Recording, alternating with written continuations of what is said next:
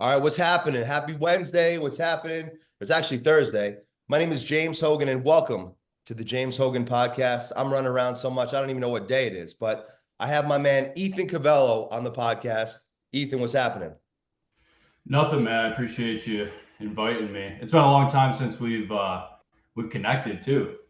It's A been a long time. minute. Yeah. We had some mutual people we knew going like way back and been following Yeah. each other on social media for a while, and just love seeing people succeed.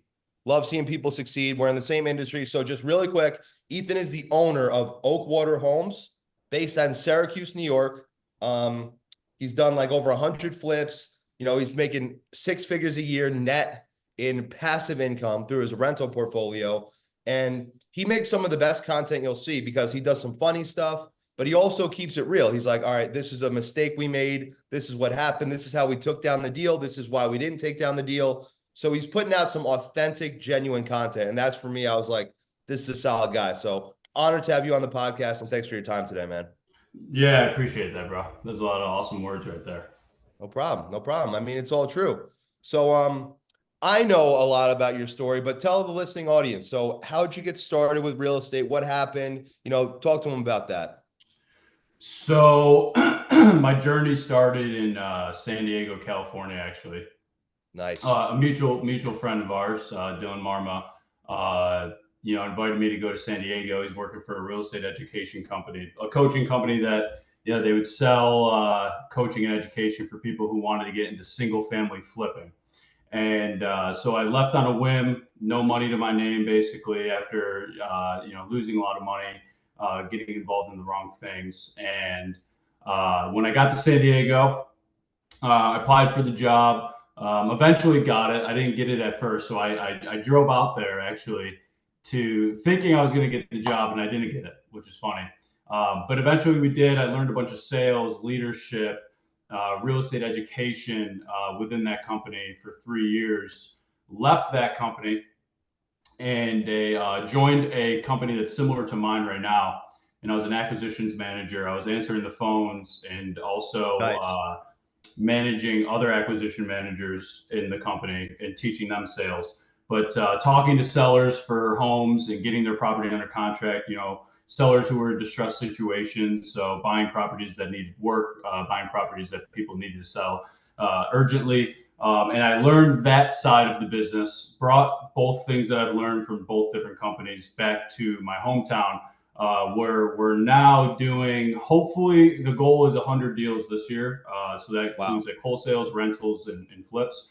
Right. Um, we are on track to like high 80s, low 90s. So I want to make like a final push so that we can achieve 100 in a year because it just sounds better, you know. Yeah. Of course. Yeah.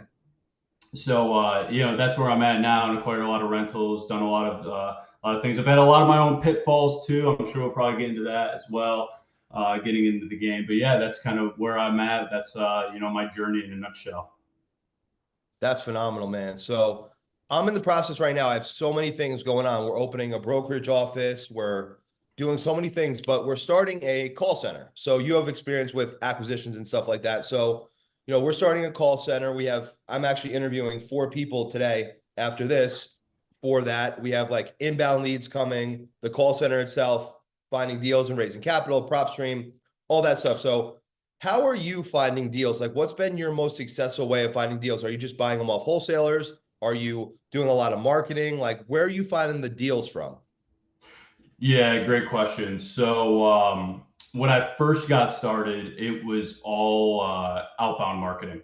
It was me or someone that I hired, like a virtual assistant, Right. reaching out to homeowners. So like cold calling, texting, Right.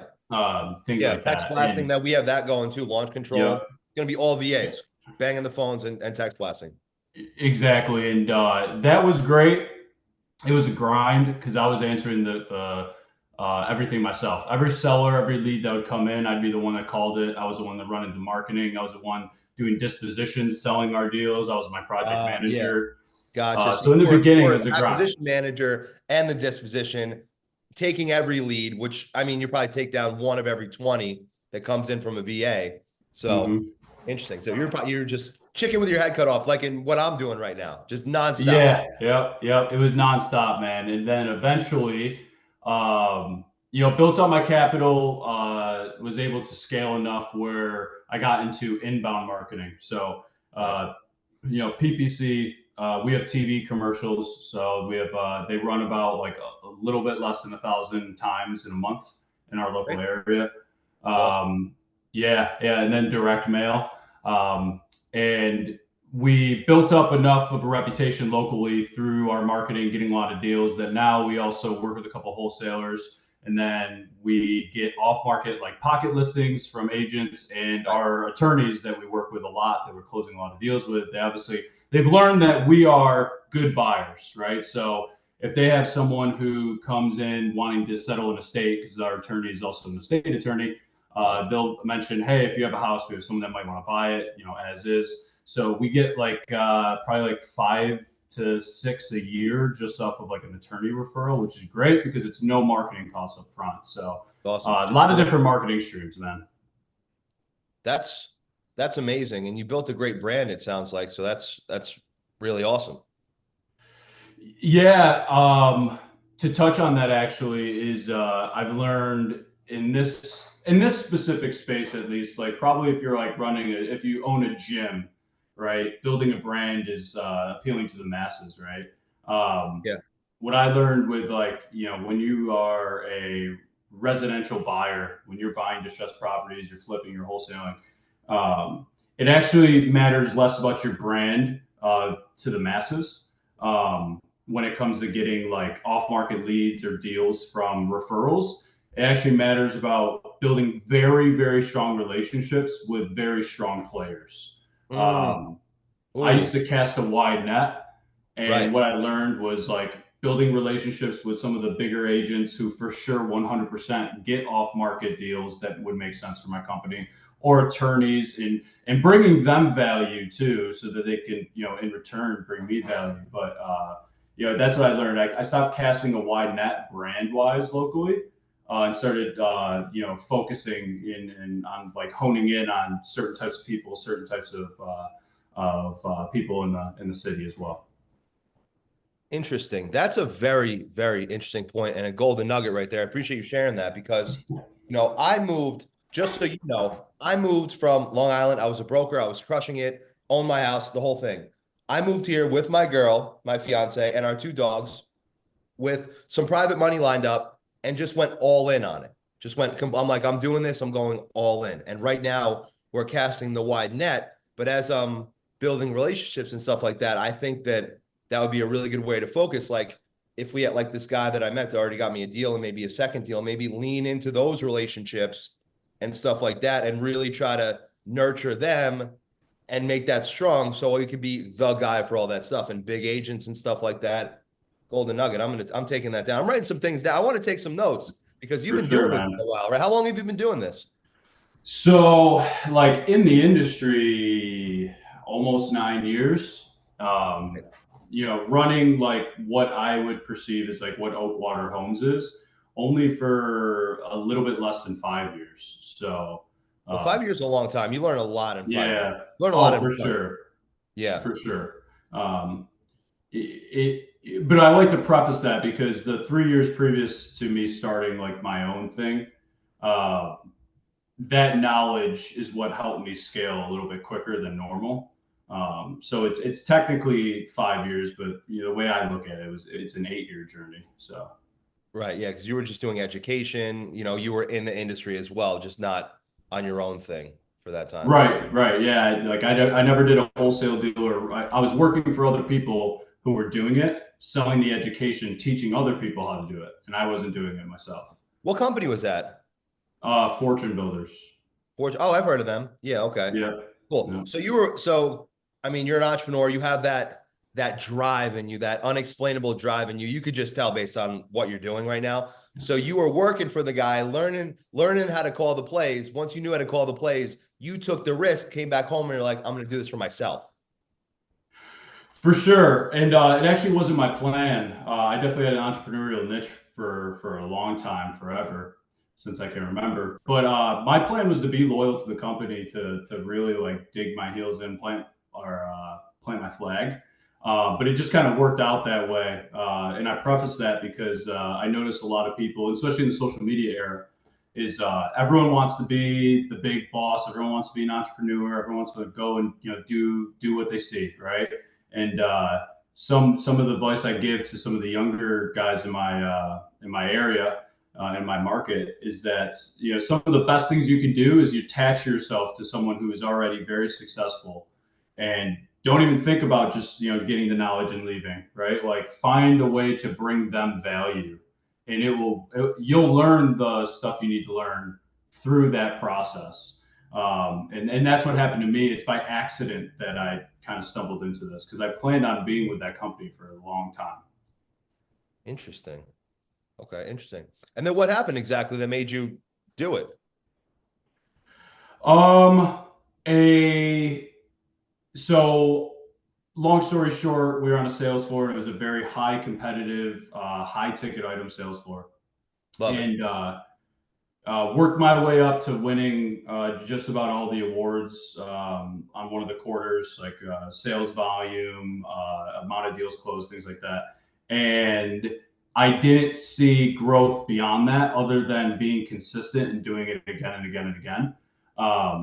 And when I saw the amount of money that I made, being quote unquote the best in that time period, it just didn't align with what my long-term goals were. And I saw what 2, 3, 4, 5 years looked like. And that's when I made a pivot mindset wise and said, maybe this isn't the best option for me to plant my flag long term. Nice. Okay.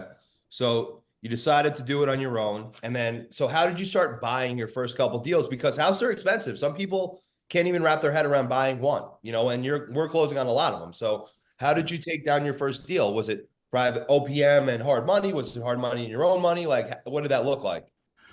So I could break down my first deal. I remember it vividly. Yeah. It was through cold calling, and it wasn't, so there's my market, right? Syracuse, New York, and I'm sure every market's like this. Like Tampa, for example, probably has like sub markets that are like 40 minutes away from it, right? Outside the metropolitan. 100%. Yeah, exactly. Yeah. Yeah. Same with Long Island and downstate. But in Syracuse, there's a couple markets that are like 45 minutes to an hour away. And my first deal was actually an hour away from Syracuse, in a place called Auburn. And the seller was a contractor. He had college kids in there. They trashed the place. He just had hip surgery, and he couldn't fix it himself. And that's the only thing he knew. He didn't know how to, he didn't believe in hiring other people, right? When you're a contractor for 30 Right. years. He's an old school blue collar guy, salt of the earth. 100%. Yeah. So he sold it to us. There's a lot of mistakes that we made, I'm sure, during the acquisition process. We got that for, I think, like 58,000 put in. I don't even remember anymore. And then it sold for like 130. But we made a ton of mistakes on it. I think I made like, actually, that's not even my first deal, but I think we made like $8,000. Nothing crazy. And it took like 6 months. But yeah, that was the first deal. And it's crazy looking back on that because, yeah, I used hard money. You asked about lending. I used hard money lender that I met from a wholesaler that was in my market. He referred me to them. Gotcha. Okay. Yeah. And I thought he was being nice, which he was, but come to find out he was making 2 points on referrals. So, which is okay. Yeah, he deserves to give value, right? But I've moved away from that now. Since then, we use like probably 90% private money, and then on deals where our private money's tapped out, we use hard money. Right. And this week alone, we actually closed on 4 properties, like buying. So Great. Congratulations. quite the contrast. Yeah, thanks, man. Appreciate that. That's awesome. So where are you getting the private money from? Like when you're raising cap, I'm sure people are probably at this point throwing money at you, because I found it's been, I mean, not the easiest thing, but it's been easier than I expected to raise capital, actually, especially when you're doing social media, you're building a brand, people trust you, they understand that you live and breathe it. So how are you raising the private money? Do you have like people like capital raisers on the team? Do you have like just relationships? Do you buy lists? Like, how are you raising the capital? Yeah, it's a great question. So my first private money lender was somebody that was part of the real estate education company that I was part of, and they had a Facebook group, and I posted a deal in there, and he had faith in me as like a new person doing it, and it just 100%. Yeah, like he happened trusted that you. way. So you did Yeah, well with the company, trusted you. yeah, I talked to other people too, and they could tell like I was a little bit of a newbie, but he had faith in it, and he's been a lender since. One of our biggest ones, actually, funny enough. But since then, it has been family, friends, attorneys, people that I've met like randomly.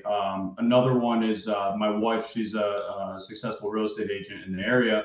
We have a client that's actually in New York City, and he was buying rental properties out here. We were helping him buy rentals, and he was buying them with cash. He wasn't leveraging any financing. Um, one of his rentals didn't go as planned. Bad tenant, New York State doesn't have the best laws for landlords, and Definitely not. Yeah. no, not at all. And we presented the opportunity to him to lend on one of our deals. So making 12% passively on an annual basis, and he jumped at it. He loves it. So we've been working him into lend more and more because we can tell that's what he wants long term. So Right. Yeah. And I just watched someone post a video about like he's an investor, right? He wants to do, he was in the RIA in Long Island I was in, and like he wants to be involved, but he's got a W-2. He may not be hunting for deals like you and I are full time. So he made a video. He's like, yeah, I'm getting my check from my private money. I lent down 100 grand. I'm getting 12% return back. I didn't even do anything, just lent the money and it works. So it's advantageous for people to do that. And it's cool. They get to be involved in real estate investing. I'm sure the people you speak with, it's like when you meet someone with the bug for real estate, that they love it, you could just talk to them for like 5 hours about real estate. Like, oh, this went wrong. We picked this counter to, this happened. There was someone do you know what I mean? yeah, for sure, for sure. Yeah. So how does that work with your wife? So congrats on that, by the way. Congrats on getting married and everything. Yeah, Um, thanks, man. so you find the deals, you'll rehab them, and then she lists it pretty much. Yes, yeah, but she also works a lot on the Oakwater home side of it too, Right. like transaction coordination and just uh, making sure nothing falls through the cracks on that side of things, right? Like I'm not super organized as a person. She is. It's complete opposite. So we work off each other in that aspect. But yeah, she'll list the properties and sell them. And we get a lot of clients from that. And every time we have a really nice rehab listing, we might get a buyer who's not represented by an agent. And that might not be the house that they offer on, but then we can, gain them as a client on our agent team and pass it off to one of our agents. And it's a way to monetize too. So 100,000%. Yeah, because we're opening a brokerage office out here, and that's going to be what we do. Annie's getting her license, my fiance, and then we're going to be listing our own flips. And then I want to be getting out of the production. So, like you said, like I mean, maybe if it's a great listing, I'll take it down. Obviously, it's $1 million right. house in the water. Of course, I'll list it. But Yeah. if we get like, first of all, the agents can host open houses at these beautiful properties with quartz countertops and very Instagrammable kind of places to make content and things like that. And then also they can meet clients that way. And, it just one hand washes the other and everything just kind of works. You know what I mean? And plus, if you have, I mean, in New York, you have attorneys. So if you have the seller and you're repping the buyer and the lender, and, I mean, we don't take kickbacks, so we definitely don't make money. And then, so lender, title, definitely don't take kickbacks in that either. But all these things, I mean, you can have autonomy, you have control over the entire deal. When, you refer the buyer to the buyer's agent, they're buying your listing. You own the property, your wife is the listing agent, and you can refer all the, you have just so much more control over the transaction to make sure that the deal goes through. Because I think in 2024, it was 14% of deals are falling out of contract this year, like in Hmm. contract to out of contract. So, definitely want to make, I had a huge one in the Hamptons fall out of contract. It was in contract for like 6 months. I was going to make like 50 grand on it. It was nice. It was a comp for my home as well. So it was like a perfect, I was like, it was going to double my equity in my house. and the deal fell through. So it's nice to have that, that control over the transaction as well. You know what I mean? For sure. Why did it fall out? If you don't mind me asking, if you could disclose Yeah, that no, or I'll tell not. you exactly what happened. So I thought it's actually a pretty good story. So I met the seller. She verbally told me I had the listing. She ended up going with a family friend because it was an estate, right? So it was a trust actually. So she was the trustee, and they ended up going with someone else. It expired. She calls me. She's like, "Oh, I'm so sorry. I should have listed with you, whatever." So we listed. Someone from my team was going to buy it and flip it themselves. So long story short, it was an agent on my team, and I didn't want to be too aggressive with her because, like, she's just like very shy. And I was like, "Look, can I just talk?" After like 3, 4 months, I was like, "Look, can I talk to the lender?" Because it's just getting, she's like, "No, James, don't worry. Trust me. I got it. I got it. Everything's good." I'm like, "Okay." Then a month later, it was like they were about to issue like the times of the essence letter. And I was like, I won't say her name, but I was like, "Look, this deal's about to die. I need to talk to the lender." So I'm talking to the lender. We ended up getting my partner now on the flips involved. We were going to use his experience to qualify them because it was a $1.96 million acquisition and a $4 million ARV. So it was like, Mhm. it was a big deal. It wasn't like pick it up for 180, sell it for 400. You know what I mean? So long story short, they didn't qualify the deal. They were going to overpay. So the deal didn't qualify for the hard money. So it fell apart. And I already wanted to do this flipping, investing, multifamily full time. And it was just the perfect, I had ended up getting my house rented out. So it was going to cash flow exactly how much my apartment here was going to cost. And then it was actually one of the best things that ever happened because it enabled me to just say, I'm going all in on this, like completely all in. Nice, man. Yeah, that's funny how that works. One setback just makes it so you fall right into place. 100%. It was, call it a God thing because I always wanted to do this. And I would even think about like, what is the most straight line approach to getting to like 6-figure passive income like you have right now? Like, what is the most straight line approach to it? Like, my ego wanted me to stay as an agent because I wanted to be, because when you're an agent in a market for such a long time, you build up such a good brand that you're making millions a year, but it takes a long time to build that brand, and you got to sit there. I didn't love the Hamptons. I hated New York winters. So I was like, you know what? I'm not going to sit around and wait and sit in these fancy places I don't want to be at to pretend I'm some like, super fancy country club guy when I'm really not that person. I'm going to actually take control of my own destiny. I'm going to start getting after it and start hunting for my own deals like I have listings now. And that's what I did. Nice, man. Yeah, that's typically how the success route goes. You know what I mean? Is like something happens, and then you either mope over it, or you say, "Screw it, I'm gonna go right after what I want." You know? 100%. They say that you can judge successful people not how they act in success, but how they act when stuff doesn't go their way. You're faced with trials, tribulations. How do you handle that? And that's what determines, the success. For sure. Yeah. Hell yeah. So we talked about that, how you're taking down the deals, a lot of private money. That seems to be common. Have you ever looked into doing a fund? So, outside of just like conversations with some of my peers, just like shooting some ideas back and forth. No, the idea's been brought up, but not really.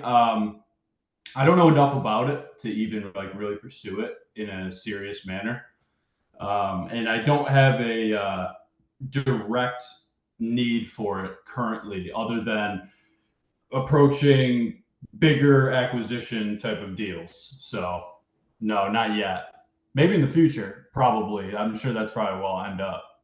Yeah, exactly. Because I just feel like the fund would be easier. One, if you're doing volume, I mean, if you're doing 100 deals a year, I mean, that's a lot of volume. That's a lot of electric bills. That's a lot of stuff. You know what I mean? Yeah. And then two, it's just, when you have the capital like lined up, then it's like, all right, we have a deal now, we got to deploy it. So I feel like it would be just interesting. It's like, all right, if you just give us 100, give us 150, whatever you feel comfortable with our partners, our strategy, our buy box, whatever. This way it's like in the bank. So it's like, all right, we have like, we have 750 in the bank.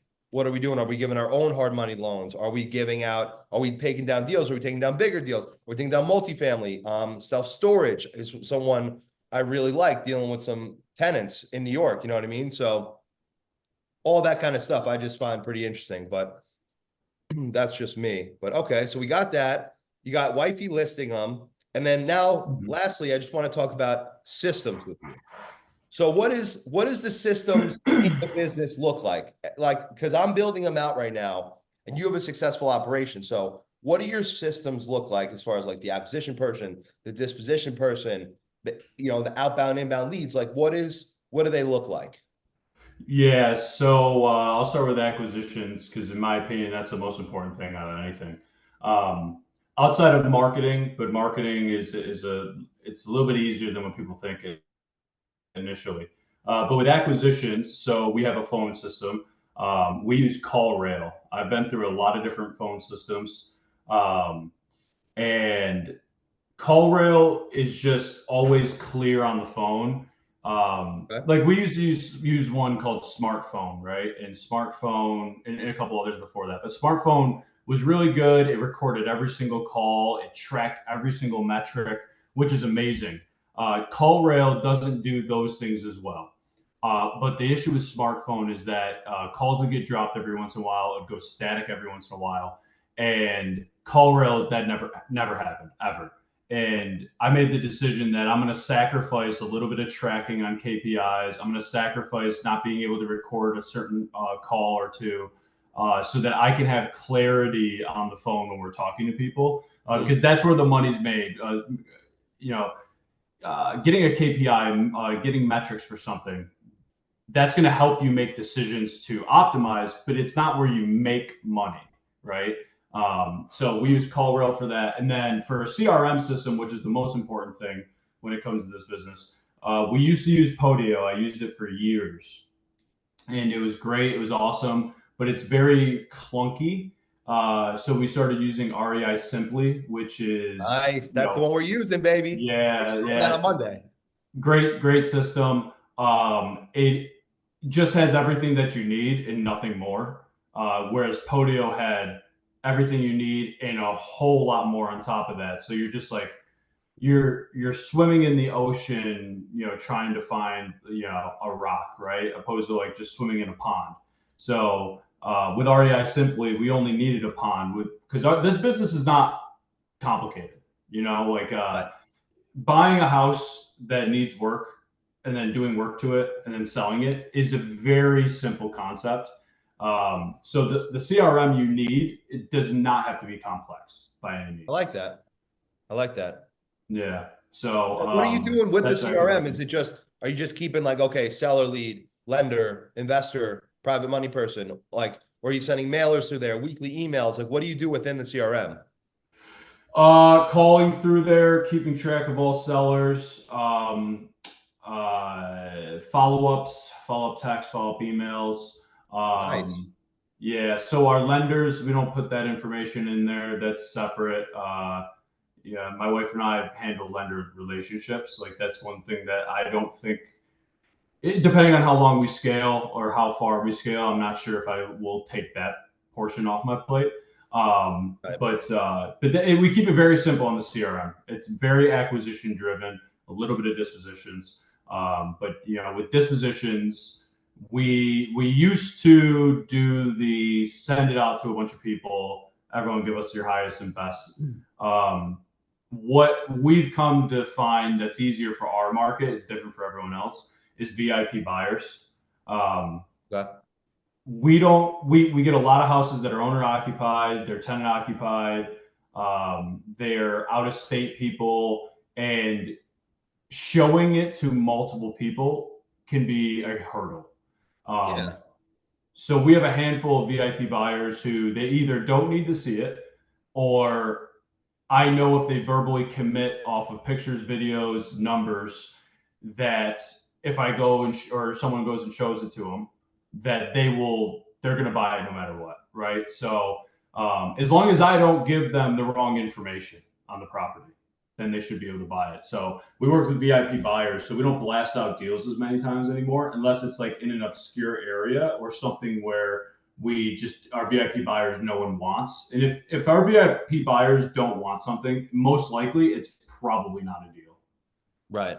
That makes sense. Now, do you let them inspect the property, or you're kind of like, oh, I got someone lined up like right behind you. We really need to sign this like yesterday, or do you let them like go and inspect it and stuff like that? So it depends on like the area and the deal. Sometimes they're just good to go. Other Right. times they're like, hey, I just want to get my eyes on it, right? And I understand that. Excuse me. Like, Sorry, I have COVID right now, so oh, you're good, dude. Do yeah, you? yeah. I've just been coughing up a little bit, but yeah, I'm fine. Yeah, that's okay. Um, but yeah, so we let them get their eyes on it if we've worked with them before and we know who they are. They just want to make sure they're buying what they think they're seeing on pictures and videos, right? They trust me, they trust the company. We've worked together before. They just Right. want to get their eyes on it. And scheduling that one showing if it's an owner occupant, it's just a lot easier knowing that they are probably going to move forward than to try to blast it out to multiple people. We've also had where we blasted out to multiple people and people have tried to undercut us. People have like driven But by Daisy chained it, like put you under contract and flip it to somebody else. no, like they will try to contact the seller directly. Oh, go Uh, around you. Yeah, yeah. that's when Um, you that's the type of stuff that makes you ruin a reputation in a second. Oh, for sure. And then people would drive by the house a lot of times, and then like it takes one person in a Facebook group, right? If you blast it there, to know someone who knows the owner, right? And then you get we've had that happen before. So I just like to stay kind of like low key with it. VIP buyers, make Smart, it easy. smart, So we smart. leave a little bit of money on the table doing that, but we've become our best buyer. So the wholesaling business portion of it is not like the biggest deal to me. It's our rehabbing and our rentals right now is like the meat and potatoes of our company. I love it. I'm getting a lot of good information. I appreciate it. Hope the Yeah, listening man. audience is getting some good stuff. So what's Your market's different though, dude. Tampa, like I Tampa's would popping? blast You it. got to come down. Yeah, You ever been? I have been. Yeah, yeah, it's great down there, man. Oh my God, it's amazing. I buzz over to St. Pete, Tampa. It's incredible. So I have two more questions because I'm just a real estate nerd and I love this stuff. So what separates like a wholesale deal that you'll do versus a deal you want to take down and flip it and rehab it yourself? That's a good question. First thing, it comes down to what is the outlook of our current projects, our next projects, and do we have room for this one right now? That's the first question we ask. The second question is what is our profit on a rehab versus a wholesale? If a wholesale exceeds 50% of what our flip profit will be, we're going to try to wholesale it Right. because it's a lot less work than 50% for getting more than 50% Oh yeah, in money time, mental energy, stuff for like that. sure. Sidebar question. Who's paying the electric bills, utilities, all these little code violations running to the town? Is that your wife that does that? Who does that kind of thing? Yeah, so my wife does it, but we're actually switching it to my VA.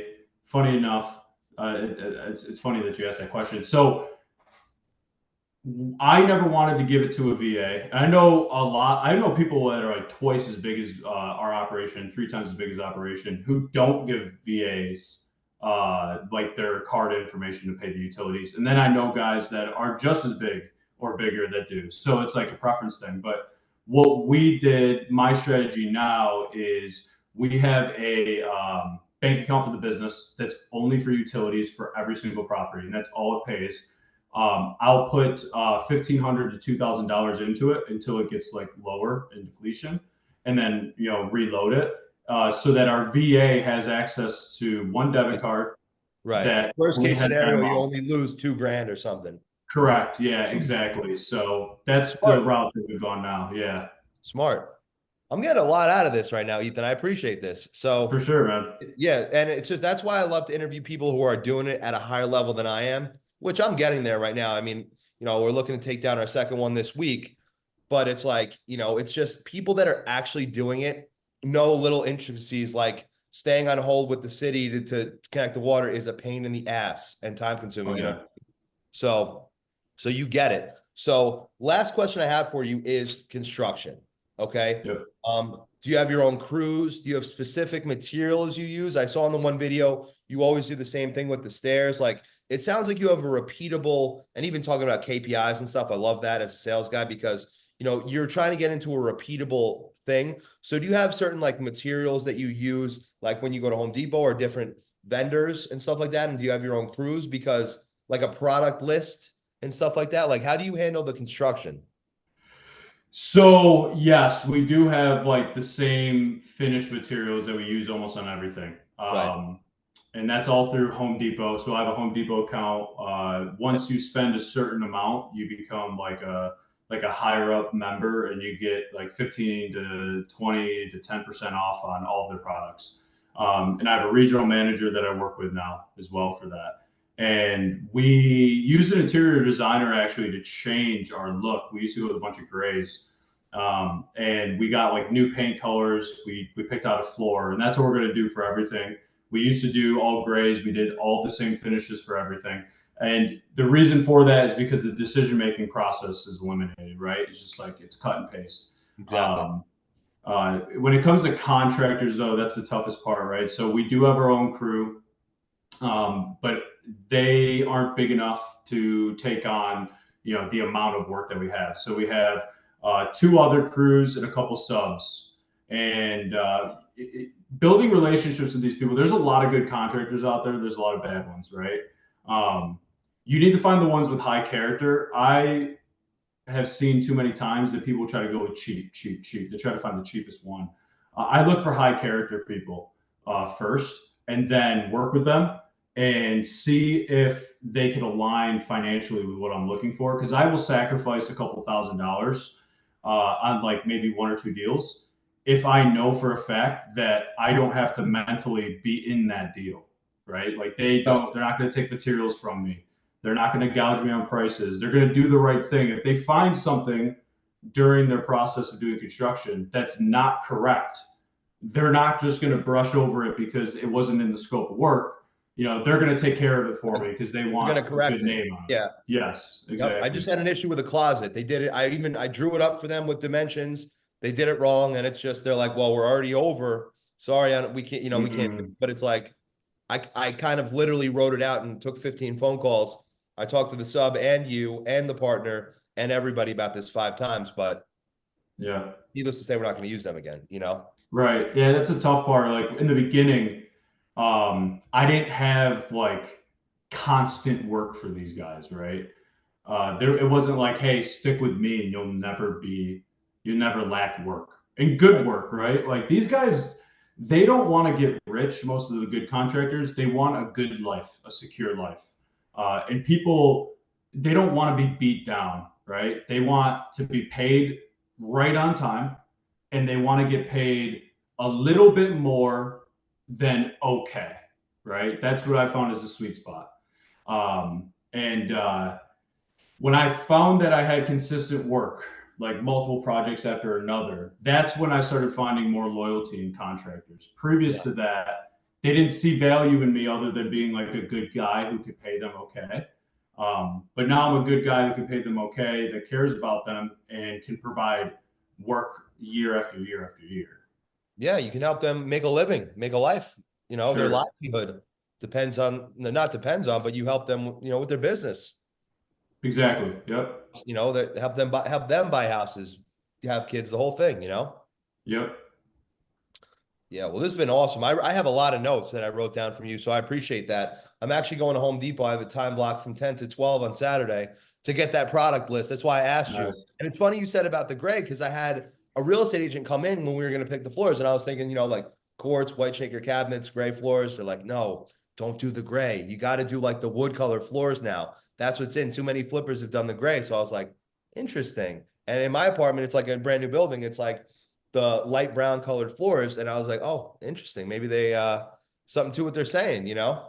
Yeah, the grays are going away a little bit. Every market's different. Like Florida, Tampa is going to be a lot different than my market. Like there's going to be certain things that like are just completely different. But one thing that we took from the interior designer, who's amazing, is colored trim and baseboard. So we do, it's called vintage pewter. That's the color. And we do it for, I'll send you our latest one. It came out awesome. All the door trim, window trim, baseboard, quarter round, all vintage pewter. It's all gray trim. Interesting. And I'm it makes Googling it it right pop. now. Yeah. Cause you can see behind me, I have white trim, right? And Yeah, gray exactly. I was walls. looking. It looks clean with the Yeah. black door handle. It It, looks clean. Yeah, it's great. It's good. It doesn't pop though. So we do what's called Swiss coffee. That's the wall color. Vintage pewter. Ooh. Yeah, so it's a little bit like a Ooh. creamier white, like it's slightly off white, and then vintage pewter for the door trim and baseboard quarter round. And then we paint the doors vintage pewter too, so they're not white Really? doors. Yeah, and then black fixtures, and then we use Traffic Master Edwards oak. That's the floors, the LVP, Yep. laminate vinyl plank. That's a Home Depot product. That's a Home Depot brand actually. How much do I have to pay you for this list? The stuff you use? Oh, nothing, dude. Nothing, man. This is I would stuff love I'll if you save send for me that. real. I'll be your biggest fan forever. Yeah, I'll send you the actually you can search it up. 3317 Albert Albert Road, Syracuse, New York. And you can see that's our latest one. And that's what it turned out like the color scheme I just told you. Oh yeah, I seen this on Instagram. Yeah, yeah. So this is a hard deal or something, right? Like getting it to be. Yeah, it was. It turned out to be great. Profit wise, timeline wise, but like it had a lot more than what we thought. Luckily, the market bailed us out by paying us more than we thought too. You know, Yeah, it's great. So this yeah, one, so let's go over this flip. Let me see if I can actually share my screen really quick. Go over with sure, people on YouTube. So wait, we're just looking at this. This yeah. happened last time I tried. When I was recording, this happened last time. Maybe I could drag this over. Hold on. Let's just see. Oh yeah, here we go. Hold on one second. Sorry. Oh, Whatever. you're good, man. Don't want to take up too much of your time. Oh, you're fine. You're fine. I had a little bit of time allotted for it, and it's a Beautiful. good break from you know, the fast pace. Oh, dude, my phone has not. I probably have. I'll tell you how many texts I have right now. Actually, just since I started, one, two, three, four, five, six. I mean, it's just like you know how It it goes. never stops, dude. Yeah, no, I You know have how the it goes. same thing. Phone call, voicemail, a couple of emails, a couple of text messages. Yep, that's how it is. So, Yeah. are you seeing what I'm seeing right now? Seven to fifth. This Uh, I'm seeing the Zoom. your yeah, that's what I see. Yep. Oh, even better. That's on my big screen. You seeing it now? Yep. Beautiful. Okay, great. So now we get to look at one of Ethan's flips. So, what'd you buy it for? 97. Oh my God. And then what Yeah, you put yeah. into it? So I have to finalize the final numbers. I have to add. So our VA takes care of tracking what our expenses are, except for like every deal we have a couple one-off stuff that I pay for, like through like a check or something. That's like harder for the VA to track, but it's somewhere going to end up between like 132 to like 138, 138,000, like for the rehab. So it was a bigger rehab than usual for us, for sure. Heavy on the rehab side. Yeah. Yeah. Yeah. So 97 plus 138, 235 leaves you about 90 a room. You got to pay the realtor, you got to pay the hard money or private money, and then boom, money in the pocket. And if you do Yep. And 100 of these a year, how many lose money out of let's say you do, let's call it 100 because I don't want to, let's manifest that. How many of them lose money? so, knock on wood, we haven't lost one on this year, but last year we had a huge stinker. It fell into selling this year. It sold in January, but I call it last year. But we lost like 23,000 on it, I believe it was. That's not Um, terrible though. If you're making no, this, it's not that bad. No, it's bad if it's like your first deal or one of your first deals, but when you're doing volume, it is what it is. Um, but yeah, so this one actually is selling for a lot more than what the list price is too. Great. Like Do you have an technically, I accept? can't disclose You have it. a contract on it? Yeah, yeah, it sold in a weekend. We got 7 offers on it. Like it went That's quick. phenomenal. So the Yeah. Syracuse market is booming like that, huh? Oh, so there was an article that just came out that Onondaga County, which is where Syracuse is, um, was the highest appreciating county in the month of July in the whole nation. Um, Why is that? Is it like a lot of jobs at the university? Like just good so lifestyle, beautiful? there's a company called Micron. It's semiconductor technology chips. Okay. Basically, like the gold right now, right, is the stuff that's in our phone, our iPhones, our cameras, our computers, and they're in the process of building their biggest manufacturing plant in Onondaga County. Great. And they just got federal funding for I think $1 billion or something. I forget. I should know this stuff because it's my market, Yeah, you know the but gist. that's like Well enough to explain booming. it. Yeah, exactly. So the appreciation has been nuts since 2020. The median home price is like 140 something, and then at the end of this or July, it was I think the chart said like 245 or something like that. So Year over 100,000 year and from last year to no 100 no 100,000 from middle of 2020 till now, and it's one of the highest appreciating. Like oh my so, God. it's yeah, it almost doubled, which is Yeah, crazy. So that's crazy. yeah, Oh my God. Well, that's right place at the right time, right? A lot of hard work, yeah. good luck makes it. Um, Here, keep clicking through the photos. I just want to show one thing. Yeah. Um, So you stage all your properties too? no, I don't, but I'm going to now. It definitely made a big difference. Yeah, Um, I'm thinking the same. So these are the counters you use right here? Use like a granite? yeah, yeah, we have a granite guide that we use, same countertops. Those shelves right there, those are from Amazon actually. Oh, wow. So we Really? buy those all the time. Yeah. Oh no, no, not the cabinets, like the wooden shelves with like the piping brackets on them on the right above the floating Oh, shelves. these. Oh, nice. Yeah, I've Yeah. actually put these up in my own house. Yeah, that's funny. Yeah. They look So nice. Yeah, with the wood, with the black. Yeah, it goes. So yeah, I want to show you one going of the with the bedrooms. granite, huh? What'd you say? You're not going with the quartz, you're going with the granite, huh? Yeah, our market, it doesn't matter. Like we go granite. It's a market thing, I think, when it comes to countertop. I mean, we can go for mica on a lot of ours, believe it or not. Really? Yeah, yeah. What? And first time homebuyer neighborhoods. So one more. Keep going. That's one of our bathrooms. Right there. Go back. One. So this is the color scheme I was telling you about because there's a lot of hardwood, so we refinished them. So that's the floors, the Traffic Master, and then you can see the trim Okay. and the baseboard or the vintage pewter, and then we use a flat white paint on the ceilings, and then the Swiss coffee on the walls. You can see the difference between the whites and the ceiling and the wall on that picture. Interesting. So it does make it pop, and then the hi-hats just bring it all together right here. Right. Yep. That's great. So you Yeah. do hi-hats throughout the whole house? Yeah, so we do 6 to 8 in a living room or family room, and then every bedroom will do four, and then a semi flush in the middle. Interesting. Yeah, so it looks like this one already had some like hardwood, so you just refinish these or whatever. Just Refinishing them. Yep. yeah. Looks great, And this man. one was, yeah, this one was a mess when we bought it, man. It was bad. Like that room right there you're looking at, there was about, I want to say 700 like DVDs and VHSs of, dirty videos. Oh God. So it was crazy, just Oh, scattered across the floor. It was oh my nuts. God. Yes, yes. It was a bad one, man. It was a bad one. Yeah. What were the sellers like? Good people, good people. Really good guy. I actually liked him a lot.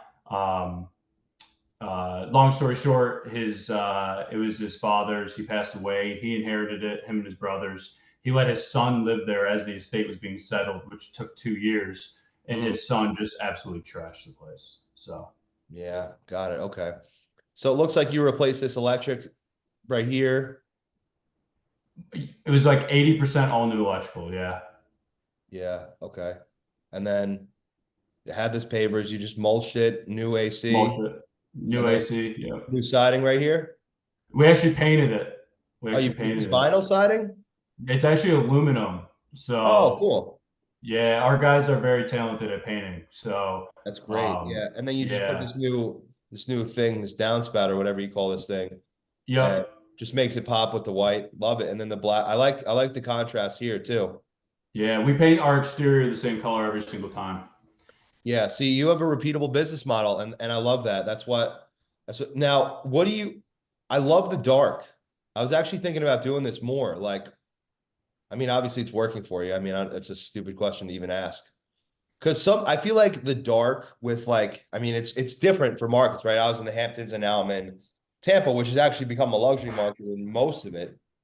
You wouldn't Yeah. even know how much a house they're selling for. But I was even thinking about doing like these dark, like almost like dark navy houses with like dark navy countertops and like copper, but I think that would be more of like a luxury finish. I'm not even gonna go too just stick with the black, you No, know. I know what you're talking about. Those look great with like copper finishes and dark like Mhm. cabinets. Like the bases are all dark, the uppers are maybe lighter. I know I can see your vision right now.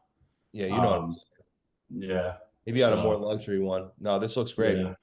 Yeah. So this one was a big one for us. Like it was like I don't know, it'll end up being like 70 to 80 in profit on it.